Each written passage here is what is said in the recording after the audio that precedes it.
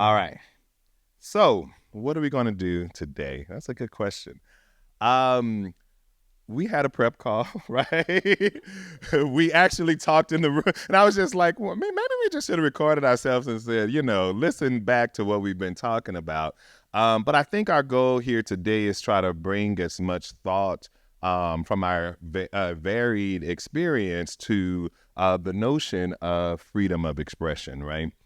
And what it means.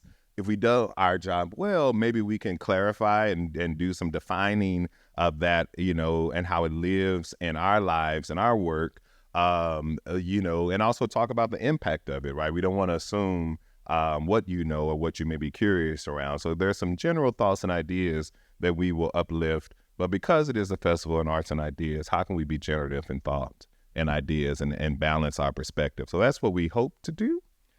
Um, they made me the moderator. That was the best and hardest position because by default, I'm supposed to be objective. I'm going to fail at that, right? But I'm going to try, right, to just hold objectivity in this space. But we do have, people who have a great degree of thought and insight into the subject matter as well. So if you see me sweating, just know, woo, I'm from Texas. I got a lot to say about this that I probably can't. But also to um, acknowledge that, again, we are here as individuals and we're thinking about freedom of expressions, but even because of the unique roles that we hold, there's probably some limitations to what we could and should share, right? For our relative safety, right, and sustainability. But we're going to give it our best. Like again, we've had prep talks. Ain't nobody scared. We're just strategic, and what we want to say.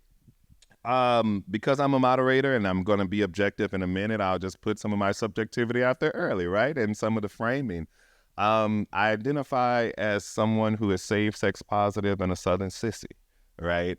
And there used to be a time that I thought, oh, well, those things cancel each other out. How could I be so steep in my missionary Baptist tradition that my grandmother handed to me, but also really connected to who I am as a spiritually sexual being and my desires, based on my upbringing, at least from the institution of the church, those things could not live in the same body. It wasn't necessarily what my grandmother believed because she believed in love. So I'm someone who identifies in that way. And at this big age of 41, I've been trying to kind of reconcile with all it is that I know, all it is that I think I know, and what I've learned. The most important thing for you to know about Harold Steward is that I grew up free. And let that mean whatever it means to you. I didn't know I was growing up free. We can definitely talk more about that after the panel because it's something that I'm discovering. So much so that in my scholarship, I've, really have been working toward this notion of identity reclamation. And I defined loosely identity reclamation as the process or practice of oppressed individuals reclaiming agency over their identity through cultural production. Key to my understanding and connection to identity reclamation is an individual by the name of Terrell McCraney, right? Who I know is someone who's not a stranger to this community. Why is he key? It was about 2008, I believe Terrell received a award from the New York Times in playwriting. I think it was the first time they gave the award out, and they gave it to a Black queer guy writing about Black queer identity. I saw that. I got the book Wig Out. Even though I was living by myself, I would read Book Out, and I'm a theater practitioner. I would cry, and I would hide it under my bed. My parents were not coming over my house. Friends I could control when they came, but every night I would read it, literally until the pages began to fall out.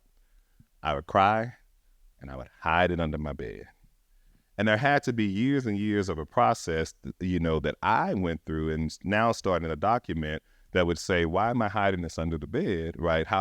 Nobody's even coming, but still something has been ingrained in me to say, you need to hide this.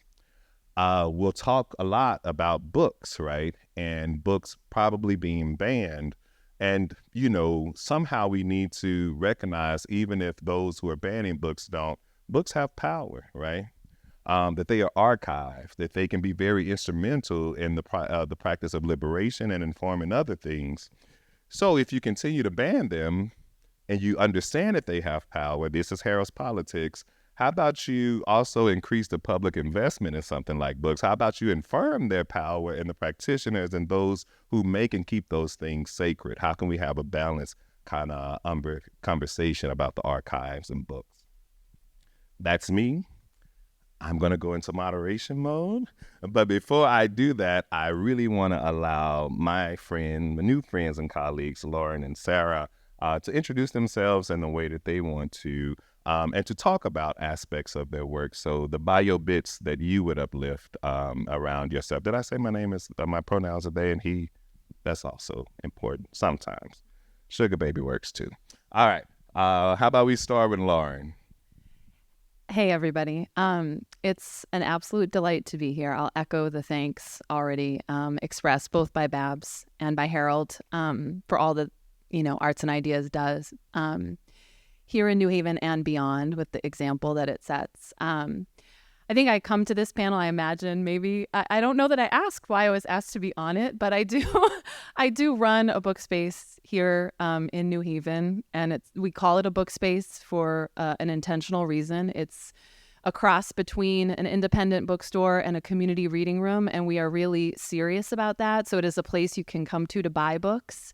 But in some ways, the transactional part around the books, the selling of things is secondary to the primary function of creating space for people to gather and be in dialogue around books.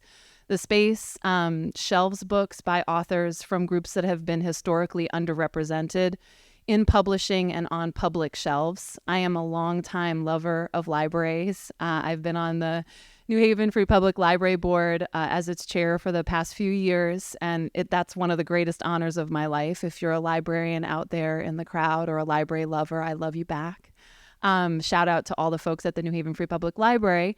And I do just think, as you can imagine, sort of the books that we focus on in the book space are clearly not just like a random selection of books. We're already trying to curate a collection of books that reflect who we are as a community in New Haven. I believe profoundly, and this comes from, having been a teacher, and I think especially my own consciousness as a cisgender white woman from a primarily suburban background who was a teacher of Black and brown children and also a teacher educator of teachers who taught primarily Black and brown children, how important it is to have classroom resources and to have access to books and representations of self so that every single child can see not just who they are represented in books affirmatively, but who they might want to become. And that's been a challenged reality in many of our public schools. It's been a challenged reality in many of our community spaces. And it's one of the primary functions of a place like Possible Futures. So if you think about the books right now that are being challenged and banned across the country, and I think we like to think that, we're in Connecticut, we're in the the progressive Northeast, and there's sometimes even some condescension about that. But there are challenges happening here in our state. There are all kinds of efforts to subordinate certain identities and knowledges that absolutely we need to be working as a counterforce against that effort to subordinate. And so, I think I come to Babs said, so sweet, the queen of the book joy angel. I do really believe it's a birthright for people to experience joy around books. And so if we believe that for all children, we have a huge responsibility. And for the children and all of us, I often say I'm evangelical about almost nothing.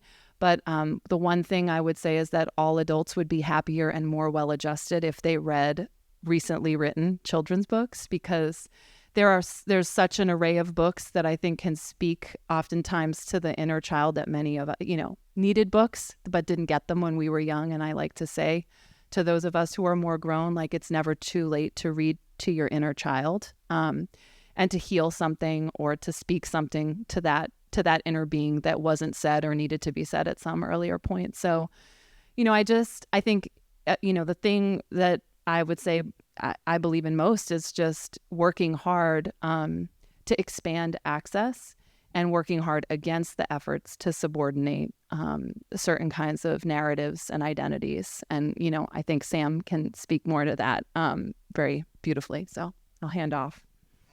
Good afternoon, folks. I'm Sam Lee. Pronouns are she, her. And the intimidating thing about my title is that I am the co-chair of the Intellectual Freedom Committee of the Connecticut Library Association. That is a mouthful. It sounds really intimidating, intellectual freedom. What that means is to celebrate your right and your constitutional right to read and experience in books anything you want. The freedom to read, the freedom to enjoy, the freedom to think for yourself. That's what my committee protects. So the sad thing about Connecticut, like Lauren said, we like to think of ourselves as this progressive blue corner of the country that is in opposition to Texas. I'm so sorry. I have politics. In sports and politics. And sports and politics. I am human. I have my own biases. I don't intend to apologize for that. But in this space, I do want to point out that in Connecticut, we are in awful company, in that in 2013, the American Library Association tracked over 100 title challenges in Connecticut, which means 100 different book titles in the state of Connecticut had been challenged in public libraries and in public school libraries. And folks wanted those books pulled from those collections. We are in the company of Texas, Oklahoma, other horrendous states who are dealing with this wave of book challenges and censorship attempts. And what these challenges all have in common, and as you came in, you probably saw all the titles that were most challenged rolling through us. A lot of these titles are targeting identities, queer identities, BIPOC identities, and it's intentional. These books, it's easy to target books first and then to target the people. I fully believe that these book challenges are changing the Overton window of political acceptability, and it's making it easier for us to challenge ideas and people that make others uncomfortable. And that's unacceptable to me. I think there's a lot to be said about intersectionality, about supporting our queer authors and ideas, our queer family members, our BIPOC family and neighbors, that we need to do. And we need to do it wholeheartedly in order to protect these expressions. These stories is about book challenges, and censorship attempts are about erasure. And when we erase those stories and we erase those expressions, we don't have an obligation to support each other anymore. We eliminate that responsibility to hold each other up and hold each other accountable. And I'd like to explore that a bit more. Thank you. All right. So we're going to do a little activity here. All right. We've already established that the Department of Intelligence lives on this side of the panel right here. So color me ignorant, right? This may not be a subject matter that I'm steeped in, right? Or I may have, I turned on the TV, I saw something, right? Or, I've been tracing and tracking information in maybe one or two directions, right? But color me ignorant. Maybe I even stumbled upon this panel by accident, right? So let's deal with some of the basics and having like a shared maybe or collective understanding. What do we mean when we're talking about book banning? Like who's doing it, right? How is it going about? What are some of the mechanics of what we're seeing happen when we say, because book bans, right? It's pretty broad, right? Right now. So just maybe some of more of the mechanics of maybe the who. The where I think is very, very important in terms of what we're talking about and how might individuals or other entities be going about it as it relates to what you're seeing in your work. So when it comes to book bans and challenges, what I'd take a moment to define. A book ban is when you remove a book or a title or library material from that collection. Libraries have collection development policies that outline how a book gets selected for its collection. It depends on statistics, popularity, relevance to the community. We also have this really great process called a reconsideration for a request. That's a policy and procedure that takes into account due process. So libraries believe in due process. We have a reconsideration policy and procedures in most public libraries where if there is a title that you believe doesn't belong in the library, you can submit it for a reconsideration request. The library staff then looks at the title and decides whether or not it adheres to the collection development policies and procedures. What we're seeing is a lot of people bringing attempt to ban and challenge titles by circumventing due process. Instead, they manufacture outrage. They do that online a lot of the times. They take passages and images out of context of library materials, and again, creating this manufactured outrage, bring it to the library and try to force their hand into removing items. Now, libraries have an obligation to protect First Amendment expression, which is in our books, in our collection. So we take that very seriously. And that's why we have a policy and procedure to help us figure out whether or not a material is appropriate for our collection. Any number of reasons for books to be reconsidered, either they're outdated or they are no longer relevant or the information there is no longer accurate. Books are removed from libraries all the time, but there is a policy and procedure governing that process. What we're seeing all across the country and in Connecticut is a circumvention of that policy and procedure. And that's deeply concerning because when we eliminate the safeguards of our policies and procedures, we are infringing upon our patrons and our public's First Amendment rights to access constitutionally protected free speech in our libraries. Ooh, that sounded intimidating. Oh, okay. I think I'll just add to that I think, bans are the formal removal of books. I think challenges have also become sort of a strategic tool of often the conservative right. I mean, we are living through interesting times where we have articles about the state of Oklahoma's, I think it's the state superintendent has just expressed a mandate that the Bible will be taught in all public schools. Is sort of I think all of these things are somewhat intertwined, right? The books that are being challenged and the things that are being actively advocated for from conservative political wing, if you will, of American culture at the moment. I think one of the things challenges do is that they suck up a lot of resources. They're a weapon of mass distraction. And also when you think about public schools and public libraries continuing, and it's really like a moral abdication that we still have woefully underfunded public education and public libraries. But when you think about the scarce resources that then have to be put to the use of just basic defense of the right to read, it's both very effective in terms of usurping resources, and at the same time, it's a really toxic force in a lot of ways. So I think that's some of what's happening. I also think it is worth saying, and I know I mention this all the time when we talk because, I think there's some important context to give. I think it was, don't quote me on this, but it was maybe 2021 or 2022. I'm not sure which year, but when people did an analysis of where book bans and challenges were coming from, more than 60% of the challenges and bans in that 1 year were tracked back to 11 people, right? The same 11 people. So we're talking about nationally. So there's a very active and very bold and very financially enabled small contingent of folks who recognize that this is an effective strategy to manufacture kind of controversy.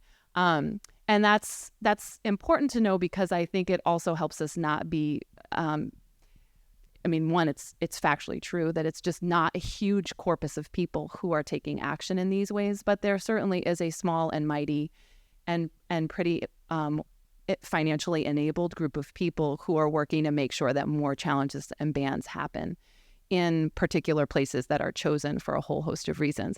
The other thing I'll mention is that when somebody like Ta-Nehisi Coates, whose book was challenged, Between the World and Me, there was a teacher in South Carolina who had assigned it to her students. There was uproar in the community.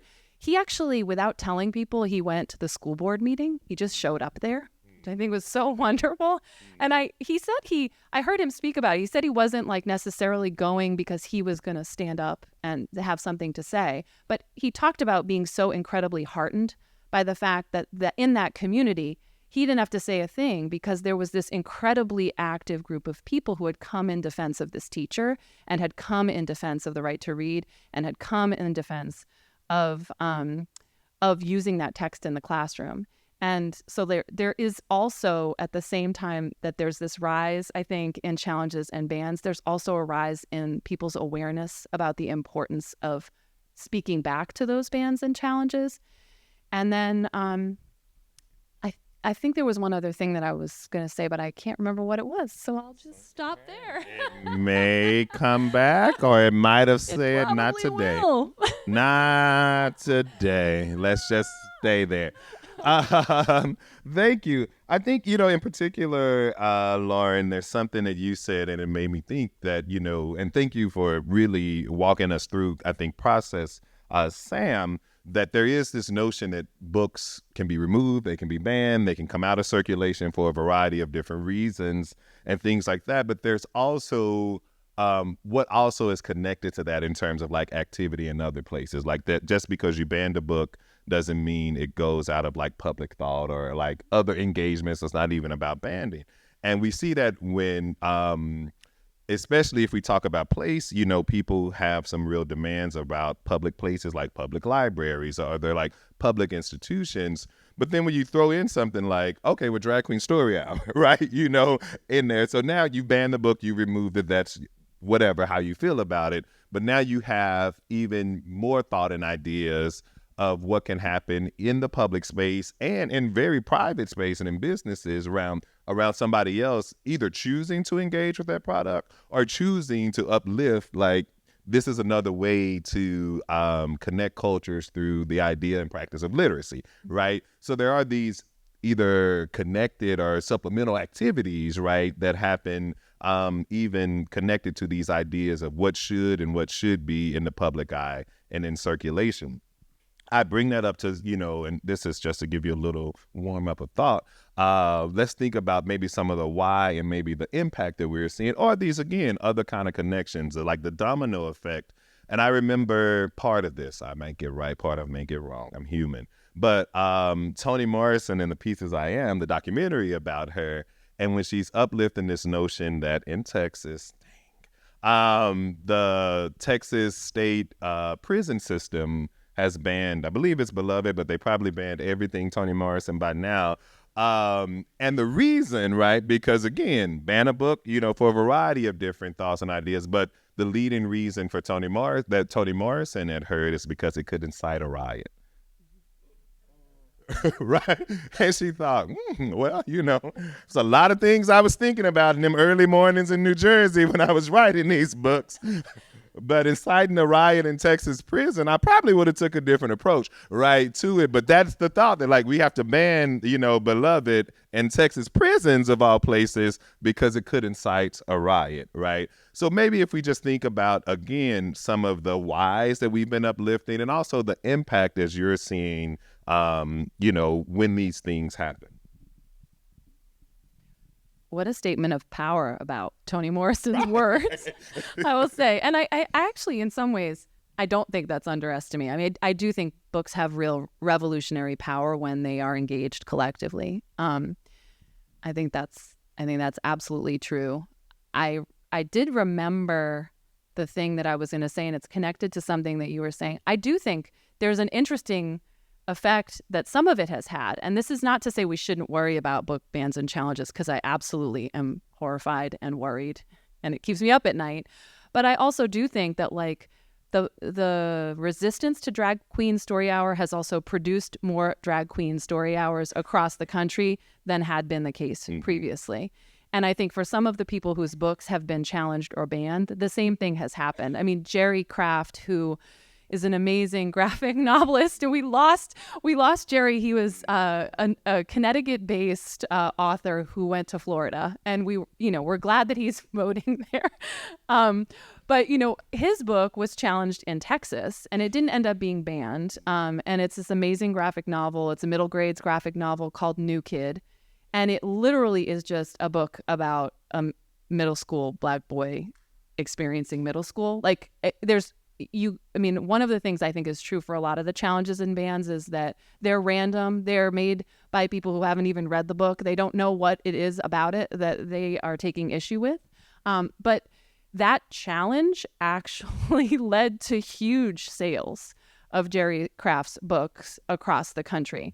And I do think there's an interesting way in which the challenges and bans also spotlight groups and identities that have been underserved and like pushed to the margins.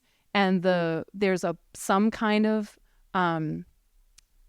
sometimes a little bit of a silver lining in the way that people recognize like we actually have to actively support things, maybe more so than we were doing previously because of the nature of the challenges that are arising. But I also think there are things happening that are not necessarily challenges or bans that are really worrisome. One of the recent authors to visit the book space, who was just wonderful, and I mean truly wonderful in talking to young people, her name is Hannah Mushabek. She's Palestinian American. She wrote a beautiful picture book called Homeland, My Father's Dreams of Palestine. And it is literally just her family's story.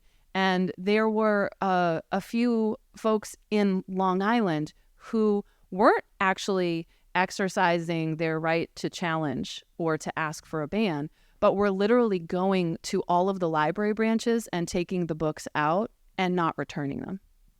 Like to strategically remove those books from the possibility of circulation in community. And I think those are the things that, like, when we think about civic engagement, is like, so what's our collective response to that? I think if those are the things that are happening, then we also have to ask ourselves, like, how could we exert pressure against that? And I think some of the answer to that is by working really hard to make sure that those books that are being challenged in official and unofficial ways are in the widest possible circulation, that they are as easy as possible for young people and young people of all ages to get their hands on, because it's telling us something really important if folks are going to those lengths to deny the opportunity for that story to be experienced. And I think if you were to look at that book, you would be hard pressed to argue that there is any desire on the part of those removing that book aside from erasure. Like, it's just erasure is the point. And so then what's the opposite of erasure? It's like presence and amplification. Celebration. Yeah. And you bring up a good point, because this is happening in Connecticut as well. There is absolutely a Hide the Pride campaign taking place in Connecticut libraries, where people are checking out all the books in a Pride display and not returning them. And especially in Pride Month in Connecticut, that is exceedingly depressing. And my colleagues have been wonderful in responding to that and put up displays that keep celebrating. Oh, this book has been exceedingly popular. You should get your hands on it. Yeah. Everybody wants this. We're gonna need 20 copies. We will need to buy 20 copies now.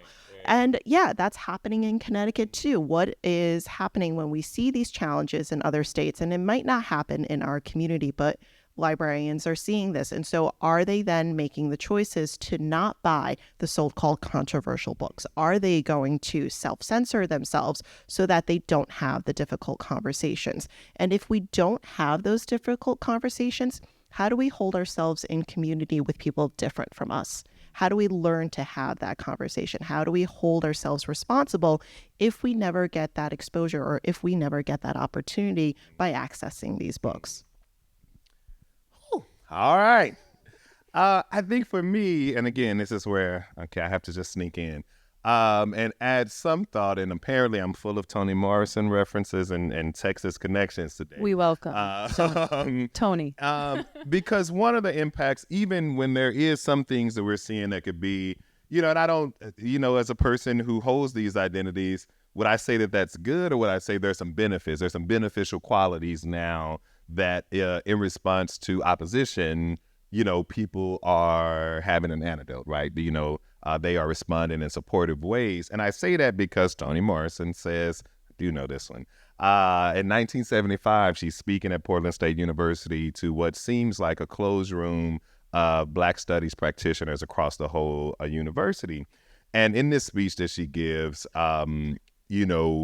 the quote that many of us may have heard, the function of racism is distraction. It keeps you from doing your work. It keeps you explaining yourself, and your reason for being over and over again comes out of that.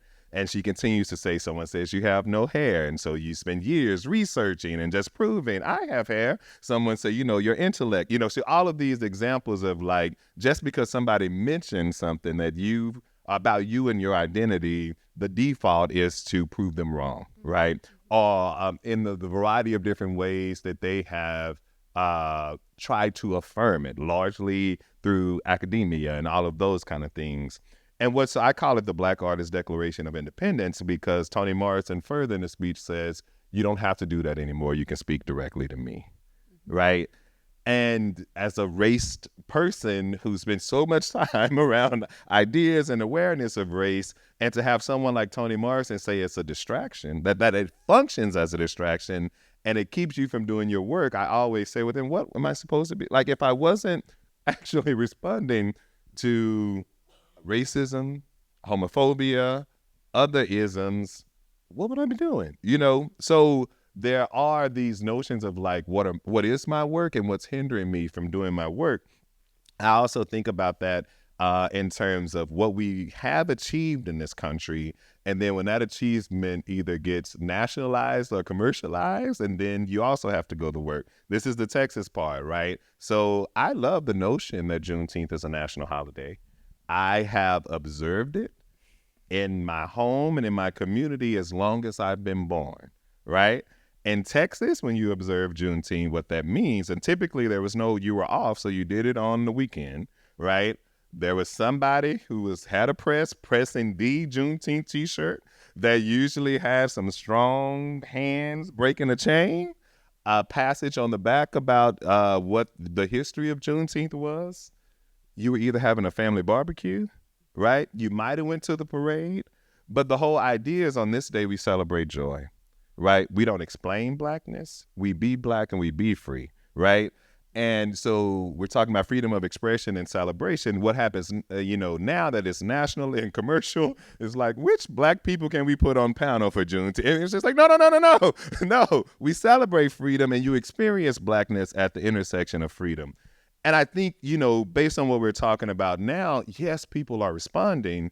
But if we're talking about queerness and drag queens story hours, for example, the whole idea of drag queen story hour is like, let's engage with like celebration and freedom. And it's like, I don't think any organized drag queen story hour to then have to defend it, right? So there's this undue and additional amount of labor, even when one is just trying to celebrate and even cultivate celebration as a potential kind of impact there. Our time is winding down. You've heard from Harold Steward. But we wanted to also balance the conversation before we go to Q&A. What are solutions? What are antidotes? I think some of them, have come up. It is layered, right? I imagine as a parent, you should be concerned, right, about what your child may or may not encounter and how they may or may not encounter. As someone who's forced to pay taxes, I am concerned about like how my tax dollars are spent, So there is some justification maybe into some of the thoughts and ideas around what we should be mindful of, what we should maybe think about regulating. We know it's not balanced, right? It's one-sided. But what are possible antidotes and solutions given this is where we are, right? We can be hopeful, but it doesn't necessarily change to try to have the impact that we want tomorrow. But what can we do as concerned and now informed people to kind of take actions because it's out there? So I like to tell people to spend out their privilege and power. So when we are dealing with challenges at libraries and book bans attempts, it takes a lot of effort. We are doing nothing else other than defending the book. So if you are engaged and know what's going on, We would love to hear from you at libraries. Go to your board meetings, go to your town council meetings, go to your school board meetings. Speak in defense of the freedom to read. That is critically important. But I want to point out one thing, because we talked about celebration and we talked about the place of the library. The place of the library is this beautiful institution to celebrate your freedoms. It is the only institution that we as a society pay for to celebrate the freedom to read, but also to celebrate the freedom of possibilities. What do you encounter in libraries except for a wealth of ideas to then explore and discard at your discretion? You get to decide what you explore in a library. And if it's not for you, great. It's not for you, set it aside. It might speak to somebody else. But that is freedom. And that is something we celebrate every day in the very dull work, not the very dull work, but it's not dull. There's not that much dust in the library, but it's the work that we do every day in quiet celebration of that freedom in libraries. We do that every day. Librarians are willfully celebrating your freedom and the freedom of expression, your freedom of speech in libraries. And that's a wonderful place. It's the only place in our society, except for beautiful bookstores like yours, that celebrate that freedom, that ability to explore those ideas. And I've went sideways. I'm sorry. That was not sideways. That was straight ahead. Well, I will just say, first of all, I totally appreciate, Harold, your point about just the issues of power in terms of who gets to set the discourse and then who has to respond constantly. And so I think some of it is trying to find ways to create space for people to not have to respond and to be able to do the things that they want to do and express the things that they want to do. And that has to do with spending, I think, privilege in ways that create spaces for folks who have not been at the center to be at the center in programming in libraries, in situations in schools. So I think about what are things all people can do is find your radical librarians and teachers in your community and just ask them what can I do to shore you up? It's a really simple question. Oftentimes, but not always, but oftentimes those are already people in those institutions who themselves are they're the BIPOC teachers, right? They're the bilingual teachers, they're the queer teachers, they're the librarians who hold any of or all of those identities. And just checking in with them and asking that very open question, not I'm asking you this because of who you are, but just what can I do to shore up your really good work? Where do you need me to show up in public? What are the ways that I could proactively and affirmatively create space for you? And I think there are things like budget hearings in your own city where you can advocate for funds for libraries. And I think that really matters in the kind of climate that we're in terms of giving people the opportunity who are working on the sort of the front lines of creating space for true democratic self-actualization, to have more resources and not be operating in situations of scarcity. I think that's crucial. And then I also do think that in small ways, it's what do you read at home? What books do you get for your grandchildren, whoever you are? Buy some books, go to the little free library in front of Babs's house on Ivy Street, right?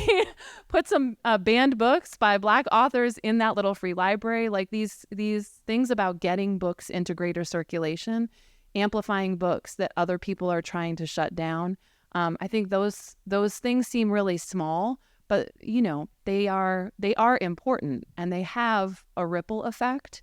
And I think we kind of underestimate their importance sometimes because it just feels like you're trying to move the ocean with a spoon, but you're actually getting important things out into spaces where they can do the work that the people who created them envision them doing. So I don't know. No, that is all of it is to the good. I think, what I would add, and if I think of maybe possible solution and actions, and we were talking about this earlier, that there's something that everybody can do, right? So maybe I'll pause on Toni Morrison and uplift Audre Lorde, another influential and critical, I think, Black writer and Black voice.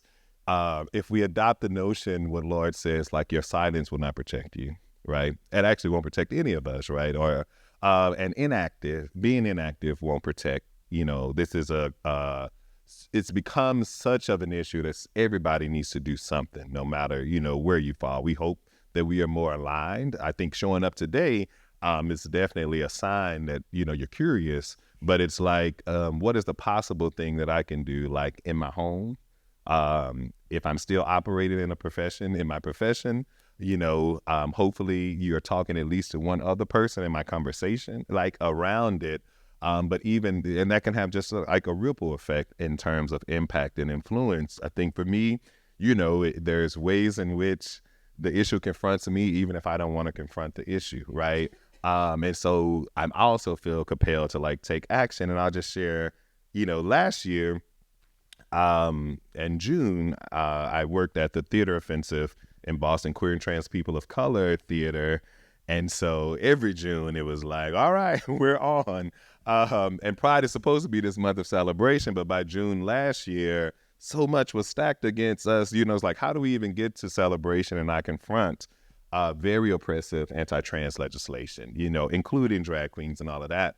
And we had the opportunity to partner with Actor Shakespeare Project, and I was directing As You Like It in partnership with that. And it was, everyone takes their own approach to Shakespeare. So it's like, all right, a year ago, our concept was blah, blah, blah, blah, blah. Scratch that, right? Because of the politics of the time. And so what we reconceived the show to be is one big drag queen story hour, right? It's a lot of gender play, costume play, stories. It's just right to just say, well, if we want to talk about drag queen story hour, let the bar do it, right? And again, it's all here, except for writing a prologue, we changed no words, right? And again, some of the characters are really subjective. Is it who's supposed to play this role as gender play and love happens throughout the play, especially in this mystical, magical place called Arden. And so we found that story and it was, fun. We got a headline and I said, I'm hanging my hat as a director on this one because I don't know if I can do any better, that said this is a type of production of As You Like It that would get the original text banned in the state of Florida. Good job. Kudos. Well done. But I think, again, it's that example of that, we had a concept about the play, that we wanted to do in partnership. But then we had to shift it and still not lose, who we were and our collective missions, and thought, this is the best possible way to be present during the month of June in this collaboration. And it makes a lot of sense. Hey, friends, that's our time. I feel, and I hope you feel, we have spent it well.